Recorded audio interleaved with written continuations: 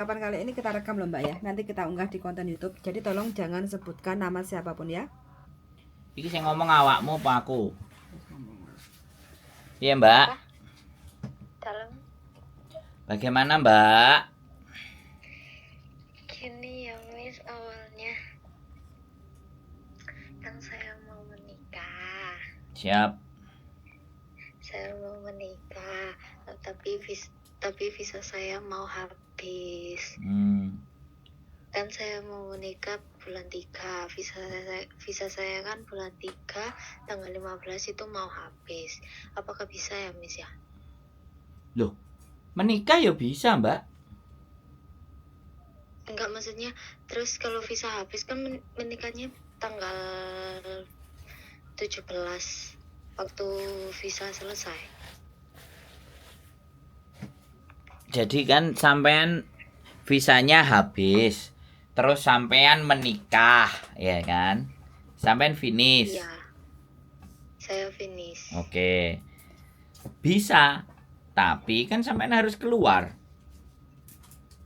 Keluar maksudnya pulang ke Indonesia. Nah, keluar ini bisa ke Makau lah. Sekarang tanggal 17 sampean menikah, visa sampean habis tanggal berapa? Tanggal 15. Nah, kan selisih 2 hari kan? Iya. Nah, kalau selisih 2 hari, sampean keluar ke Makau. Pas visa sampean habis. Habis itu masuk lagi bawa surat undangan nikahnya. Undangan nikah kan belum nikah. Loh. Rencananya tanggal 17 nikah. Loh, lah iya. Kan itu ada resitnya dari KUA-nya Hong Kong, merit register. Oh. Ada keterangan sampai nikah di tanggal 17 kan ada itu. Tahu nggak sampean? Iya. Tahu nggak pertanyaan saya? Tahu. Nah, sampean kan tanggal 15 keluar kan? Iya. Tanggal 17 nikah kan? 15 Iya. itu atau 14 pokoknya sampean keluar dari majikan itu sampean ke Makau. Ya. Nah, setelah ke Makau 1 malam aja, 1 hari. Otomatis tanggal 16 kan, sampai masuk tanggal 16. Saya mau masuk ini, saya nikah. Kalau sampai mau ditemenin calon suaminya lebih bagus. Tapi kalau enggak, calon suaminya standby. Ya kan? Dimana sampai masuk misalnya Sungwan atau Sim Sacoy atau Sing Yi. Nah, kayak gitu dia standby, sampean bawa kopinya suami sampean. Nomor teleponnya suami sampean. Apabila imigrasi nggak percaya, sampean bawa surat nikah itu aja udah kok. Dia yakin sampean dikasih masuk lagi. Oh, nggak apa-apa ya Mas ya? Nggak apa-apa. Soalnya aku takut kalau nggak harus pulang Indonesia dulu. Duh. Ya ke Makau habis itu sampean 1 bulan. Visanya habis itu sampean ngajukan dependen nggak mungkin cukup sebulan. Dependen minimal 40 hari, sampean tetap harus juga pulang. Oh, habis nikah itu habis ngurus ke imigrasi, ngurus KTP itu. Sudah. Terus itu tunggu visa sampean turun.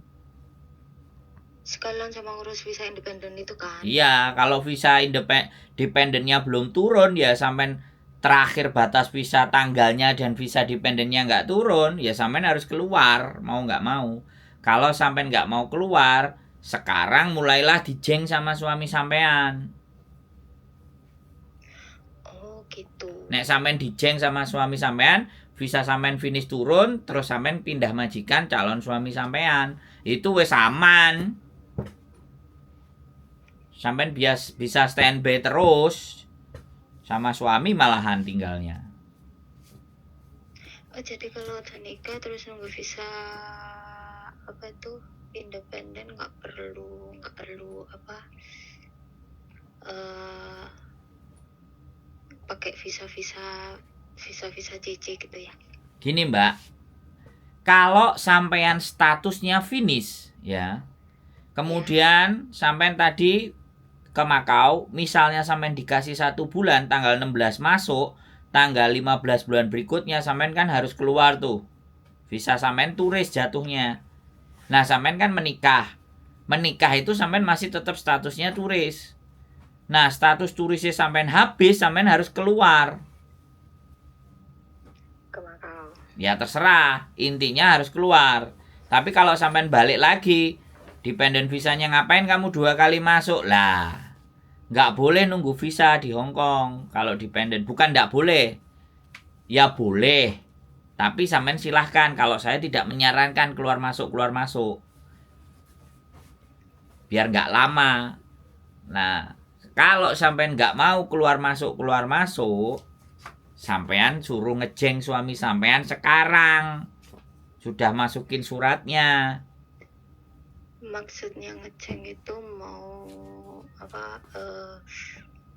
Ya sampean dijeng jadi CC-nya. Biasa? Iya, break gitu. Loh. Bukan break, kan sampean mau finish. Kan sekarang masukin apply-nya. Finish change employee. Jadi caranya gimana? Loh. Kalau dicek? lu ya biasa ke agent. Oh, harus ke agent. Ya kan dijeng. Biasa. Sampean ini sajane ngerti maksudku enggak? Sampean nek dijeng ambek majikan sampean piye? Itu sama aja kayak gitu. Iya sama. Tapi majikan saya nggak tahu kalau saya mau nikah. Enggak ada hubungannya. Enggak perlu tahu kalau itu. Maksud saya itu ya sampean finish. Ya sudah, suami sampean suruh ngejeng, apply gitu loh, Mbak. Maksud enggak sih sing tak omongin sampean yo mbingungi. Emang bingung loh, aku takut kayak gini. Gak usah menye-menye, Mbak. Ini saya ngasih penjelasan. Saya sampean gak usah aleman, oke? Aku ngomong. Tak kasih solusi, makanya suami sampean ngejeng sampean. Bisa dipahami nggak? Bawa suami sampean ke agent. Kalau nggak mau bawa ke agent saya. Tak bantuin proses. Nah begitu sampean visanya habis dengan majikan sampean ini, sampean langsung tunggu visanya di rumah suami. Nanti visa sampean turun, terus sampean menikah. Jadi sampean jadi CC-nya suami sampean. Sampai nanti dependent visanya keluar. Jadi itu nggak perlu pulang. Lei meng ah. Oh, memang. Itu solusinya supaya sampean nggak keluar masuk. Kan baru bulan 3 toh. Iya. Sekarang masih bulan 1, masih ada kesempatan. Kalau suami sampean memenuhi syarat, iso ngejeng sampean, nikahnya nanti juga memenuhi syarat. Tapi kalau ngejeng aja nggak memenuhi syarat, dependent visa sampean nanti juga bisa nggak keluar. Itu juga bisa strategi. Apakah kita tahu kondisi keuangan calon suami kita? Gitu loh Mbak, ngerti nggak? Iya. Nah, kalau dia ngejeng aja nggak bisa persyaratannya, itu nanti dependent visanya juga akan berat. Begitu.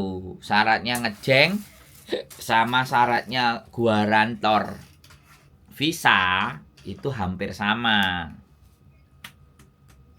Begitu ceritane. Kok sampean wis ngerti sampean tanggal 17 daftare. Berarti sampean wis milih tanggale. Sampean wis daftar berarti. Belum. Loh. Saya belum daftar. Cuma saya dapat info dari teman-teman kalau mau nikah itu daftar dulu ke register merit itu, terus bawa paspor, hak sama itulah. Terus itu suruh milih tanggal gitu kan. Terus itu kan saya mau minggu depan mungkin mau kirim ke register merit itu sama pilih tanggal. Terus yang saya bingungin itu yaitu visa. Apakah bisa tanggal 17 nikah? Kalau nggak bisa, mungkin ya kata sampean itu ngejeng itu. Nah, mending sampean dijeng dulu aja. Daftar nikahnya setelah sampean clear dijeng, baru daftar nikah. Enak wis. Sampean tenang. Gitu. Iya, yang penting visa sampean hidup dulu. Iya, daripada bingung bolak-balik ya. Makanya kok sampean langsung moro-moro nentukan tanggal 17, daftar aja belum. kok aku untung tak takoni. Sampean dijeng dulu sama suaminya ya, calon suaminya. Setelah sampean dijeng, keluar dari majikan ini, sampean majikannya jadi suami sampean. Nah, suaminya jadi sampean majikannya calon suami sampean, sampean tinggal. Nah, baru di situ sampean bisa atur, bisa setting untuk daftar nikah. Enak iku wisan. Lancar. Iya, visane nggak mumet ndase. Gak kayak saiki ngono lho, Mbak. Nggih. Dan boleh majikannya nikahin cecenya itu boleh, tidak dilarang. Iya. Wong wis kumpul bareng terus dirabi pisan yo wis. Gas karo imigrasi ACC. Kecuali suamine sampean utangnya akeh lah itu mbuh beda urusan kok dependent visane nggak metu.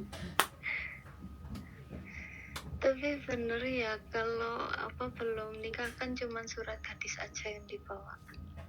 Surat gadis gak enek surat gadis. Surat maksudnya keterangan belum menikah sama surat izin orang tua. Ya. Sama surat izin orang tua juga. Ya, mengetahui kepala desa. Ditranslate dalam bahasa Inggris semua dokumen. Kalau di merit register itu cuman surat izin orang tua dan surat keterangan belum pernah menikah sama Pak Lurah ditandatangani translate bahasa Inggris. Lah untuk pengurusan dependent visa itu nanti yang dibutuhkan KTP, KK, akte sama surat izin orang tua tadi dan surat keterangan belum menikah. Nah wis untuk dependent syarat pihak perempuan. Syarat pihak laki-laki ada sendiri. Wis tak jelasno pisan. Nek PS sampean krungu teko kancane tambah komplit apa tambah lengkap bagus. Jadi address proof di mana dia tinggal ya kan. Terus income proof itu pendapatan. Dia dari mana? Ada resit gajinya apa enggak? Atau dia punya tabungan enggak? Punya deposito enggak? Surat bebas hutang. Itu di kantornya ada di Simsacoy. Itu ada listrik, air, internet. Terus KTP suami, paspor suami yang masih hidup. Tapi paspor itu dia nggak punya paspor. Ini suruh bikin. Bikin syaratnya itu walaupun dia orang Hong Kong. Oh gitu. Terus kalau wali gimana? Wali. Kalau surah Hong Kong itu saksi, nggak ada wali. Apa? Saksi. Iya. Saksi boleh, teman sampean boleh, ya kan? Saya boleh. Saksi dari suami satu, saksi dari sampean satu. Aku krungu dari temen cuman cewek aja saksinya. Koncone sampean ra enek sing jelas nek ngekek info. Ini kok sih dipercaya, heran aku. Makanya tanya ke sampean biar jelas. Kalau sampean mau clear lagi, sampean datang ke imigrasi lantai 2. Sampean boleh nanya-nanya. Pakai bahasa Inggris boleh, bahasa Kantonis boleh. Aku mau menikah sama orang Hong Kong. Sampean tanya sendiri, menyatakan sendiri biar jawabannya komplit.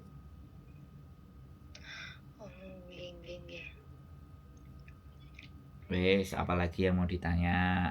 Enak karo aku. Kurang jelas, kurang oke, kurang bagaimana. Syaratnya sampean wis podo kabeh enggak? Akte, KTP, KK, namanya sama. Tinggal ngambil. Oh, translatean juga sudah? Belum translate. What the fuck, kate rabi belum. Alah mbak. Aku udah ada channel translate di sini di Hong Kong Mongkok kalau nggak salah. Gak popo, aku cuma nanya make sure saja. Nek wis ya wis. Aku ora ngongkon sampean tuku transit ke saya juga enggak, malah justru seneng aku. Nek gak direpoti. Yang penting sampean lancar jaya. Gak bingung. Amin. Dapat info sing gak jelas, sing gak komplit. Wis yakin sudah suaminya, kondisi keuangan semuanya sudah sampean cek, sudah sampean teliti. Sudah, alhamdulillah. Nah, makane kok kon ngejeng sampean dhisik iku bukti nek ternyata dia bisa ngejeng sampean, maka bisa dipastikan dependent visanya nanti kemungkinan 85%, saya nggak bilang 100%, 85% bisa diterima, bisa turun. Ben sampean juga nggak mumet.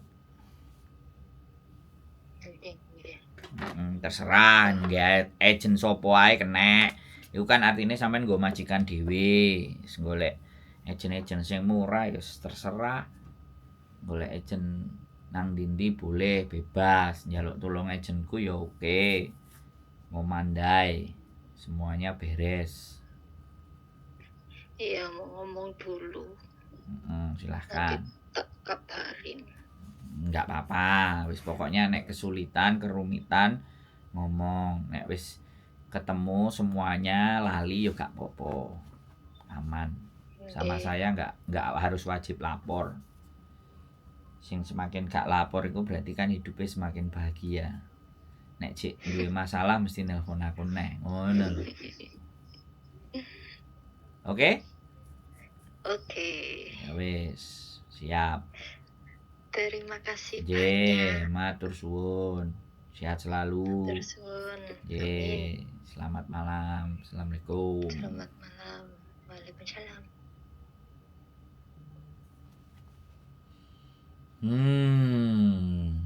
Urusan nikah ya. Tapi semakin akeh sing nikah. Hah? Belajar artinya top ini. Semakin banyak orang-orang Indonesia yang berkembang biak di Hong Kong. Mantap. Jos. Hong Kong juga butuh anak. Ada subsidi 20.000 bagi yang hamil. Itu aja teman-teman semuanya ya. Selamat malam, selamat menemukan jodohnya. Semoga samawa. Jodoh di Indonesia nggak ketemu di Hong Kong. Di Hong Kong nggak kayak Indonesia. Rondo, panggah payu, umur 50 panggah payu, umur swidak ya tetep payu, 55 ya payu, sing rabi umure 80, umure 90 ya. Jadi nggak usah khawatir, Hong Kong beda sama Indonesia. Tapi nek sampean duwe prinsip, gak gelem, gak sunat, gak gelem, gak iso muslim, berarti sampean sing gak pinter mempengaruhi pasangan ya. Nenek sing beberapa punya pendapat ngapain nikah gini gak usah dicibir nek koncone kepingin nikah sama nibir mungkin karena ya gak iso oleh pasangan akeh nang badu. Gitu aja ya teman-teman, congratulations apapun itu ceritanya, silahkan jalan hidup masing-masing. Tugas kita hanya menghormati ya, hidup kita itu tugasnya begitu, menghormati. Kalau kitanya orangnya waras dan bijak, kalau nggak waras dan nggak bijak, nyacat terus nyatu terus gunem, itu nek gak waras. Sip, keep stay tune my YouTube channel and see you next video. Bye bye.